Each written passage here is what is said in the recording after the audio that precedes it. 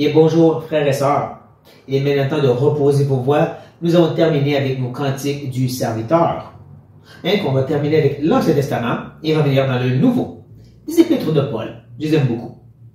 Mais ceux-ci sont un peu particuliers et même controversés. Particulier parce que l'approche est différente des autres. Je dis controversé parce qu'un des sujets présentés dans les deux épîtres est controversé. Je fais référence présentement aux épîtres des Thessaloniciens. Oui, on va s'embarquer dans les deux petites épîtres aux Thessaloniciens. Mais j'ai dit particulier parce que la majorité des épîtres de Paul, comme Colossiens, Éphésiens, Romains, vont à une section qu'on appelle justement doctrinale. Voici les vérités que vous devrez croire et comprendre. Et ensuite, il y a la partie impérative ou application. Vous devrez vivre de cette façon à cause de ces vérités. Mais ici, comme aussi dans un autre paire d'épîtres, c'est beaucoup plus personnel et vérité tissées ensemble pour faire un beau mélange comme un tricot.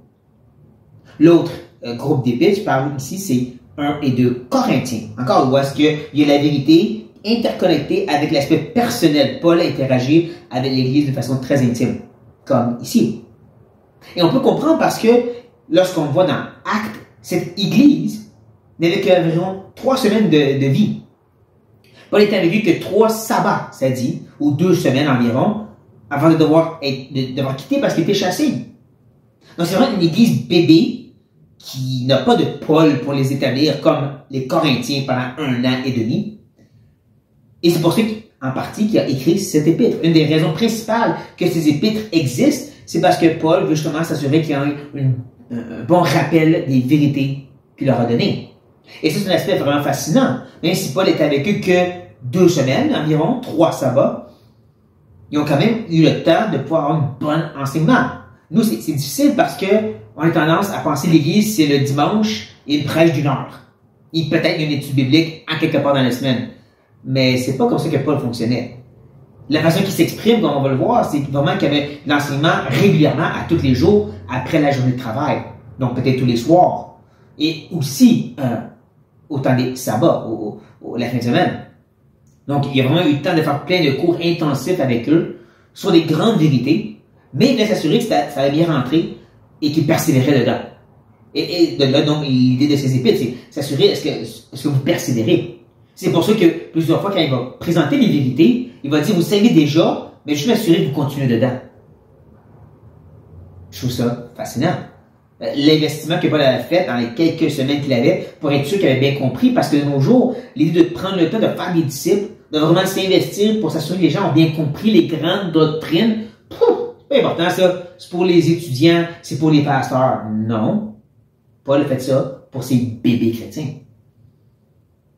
Donc, voici une des premières raisons. Une autre raison, comme avec les Corinthiens, c'est que Paul répondait à des questionnements.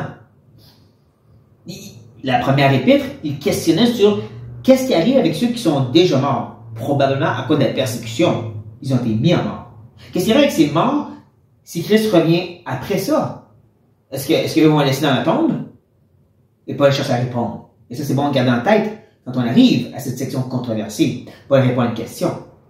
La même chose arrive avec 2 Thessaloniciens, même que Paul a entendu dire qu'il y a des graves miscompréhensions en rapport avec les fins des temps, et il veut corriger des choses.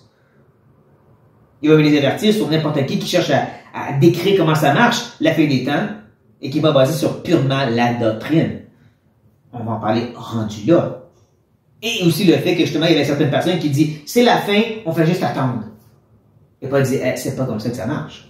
Même que 1 et 2 Thessaloniciens est très pratico-pratique. Voici comment la vie chrétienne se vit dans la vie de tous les jours.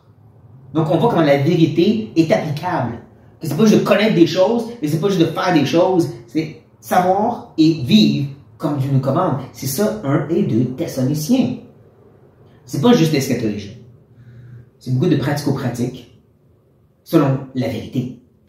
Donc, d'ici à ce temps, frères et sœurs, je vous encourage très fortement de lire 1 et 2 Thessaloniciens, vraiment baigner dedans et vous préparer pour notre prochaine rencontre lorsqu'on va rentrer, qu'on va vraiment plonger dans ce merveilleux livre, ces merveilleux livres de 1 et 2 Thessaloniciens. Sur ce note, frères et sœurs, soyez bénis.